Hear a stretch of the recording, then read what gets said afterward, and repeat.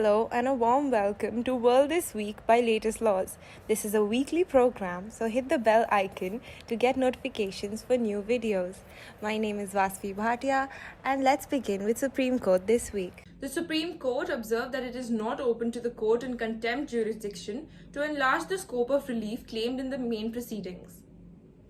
The Supreme Court has directed trial courts to prefer recording of testimonies of child trafficking victims via video referencing in case pertaining to remote areas or interstate.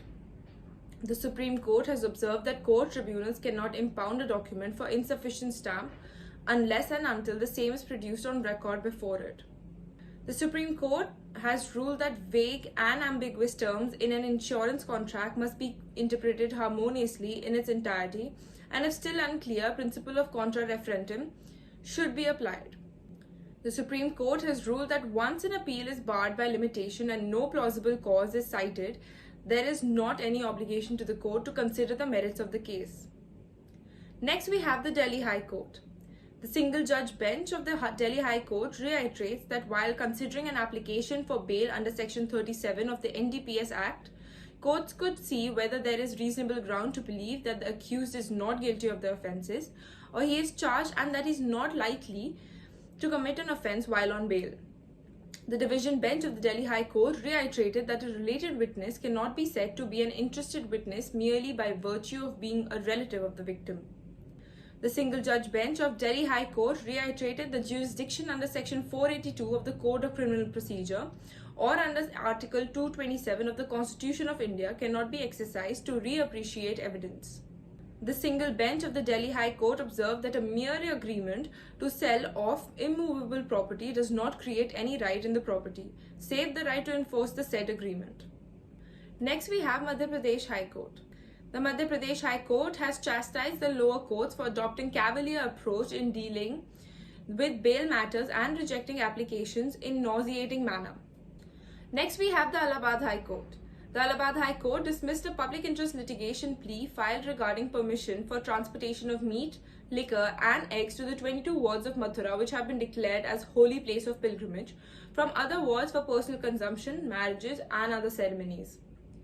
The Allahabad High Court has fumingly dismissed a PIL seeking directions to the UP CM Yogi Adityanath to disclose his full and actual name in public domain and produce all documents thereto, and to take oath of office and secrecy under his real name, and refrain from using the word Yogi as title in his official communication. Next, we have Punjab and Haryana High Court. The High Court of Punjab and Haryana has issued notice to the Government of Haryana on a plea seeking amendment in the Punjab Police Rules applicable to Haryana as well, allowing a welfare fund in the name of British police officer J.P. Saunders and Head Constable Chanan Singh, whom Bhagat Singh and other revolutionaries had shot dead. Both were killed in Lahore to avenge the killing of Lala Lajpat Rai. Then the police authorities had set up the welfare fund to honour the British officer and head constable. The Punjab and Haryana High Court observed that entitlement for the grant of family pension to the dependent parents needs to be seen after the widow or the children lose their eligibility for the grant of the said benefit. Next, we have Madras High Court. The Madras High Court, while setting aside a decree passed by the lower appellate court with respect to scheduled properties on the ground of lack of territorial jurisdiction, observed that it is high time that the subordinate courts come into grips with the fundamental principles of CrPC and nip in the bud those suits which are not maintainable. Next, we have Calcutta High Court.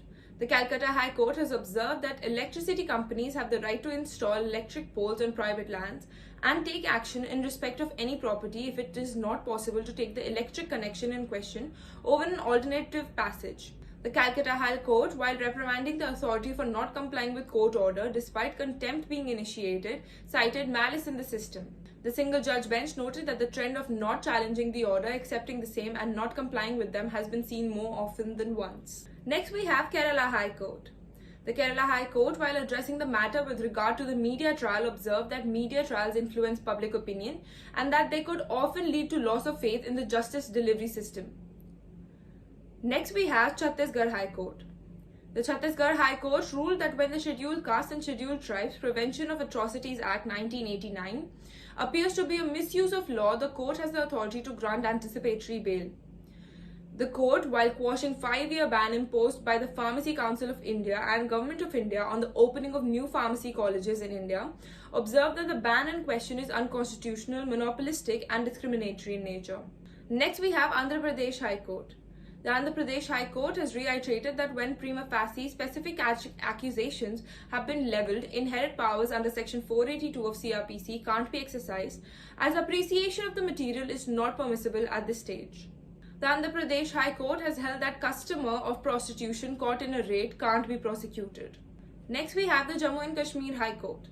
The J&K High Court has reiterated that bank account of any relations of an accused fall within the definition of property as contained in Section 102 of the CrPC. Next, we have Gujarat High Court. The Gujarat High Court has reiterated the provision of Section 195 subclause 1 CrPC will be attracted only if the document is not forged outside the court before recording of evidence when the offence enumerated while the document is in custodia legis. Next, we have Telangana High Court. Telangana High Court has observed that in case of wrongful termination, the reinstatement of employee with continuity of service and back wages is the norm and cannot be denied. Next, we have miscellaneous news. The Southern Bench of the National Green Tribunal has imposed an environment compensation of Rs 2 crores on Bharat Petroleum Corporation Limited, Kochi Refinery, for the unscientific green belt developed around its propylene derivative petrochemical project unit. Finally, we have the international news. Elon Musk and Twitter Incorporated were sued by a Florida pension fund seeking to stop Musk from completing his $44 billion takeover of the social media company before 2025. In a proposed class action filed in Delaware Chancery Court, the Orlando Police Pension Fund said Delaware law forbade a quick merger because Musk had agreements with the other big Twitter shareholders, including his financial advisor Morgan Stanley and Twitter founder Jack Dorsey, to support the buyout. Swiss politicians will debate the future of the country's controversial banking secrecy law as it faces pressure from the UN officials to scrap rules under which whistleblowers and journalists who report on potential wrongdoing can be prosecuted. Germany filed an application to bring proceedings at the International Court of Justice against Italy for continuing to allow victims of Nazi war crimes to claim compensation from Germany, even after an earlier ruling that such claims violate international law. Thank you and have a nice day. This is a weekly program. To get more information, check the description box, and to get weekly update, like and subscribe to our channel. Thank you.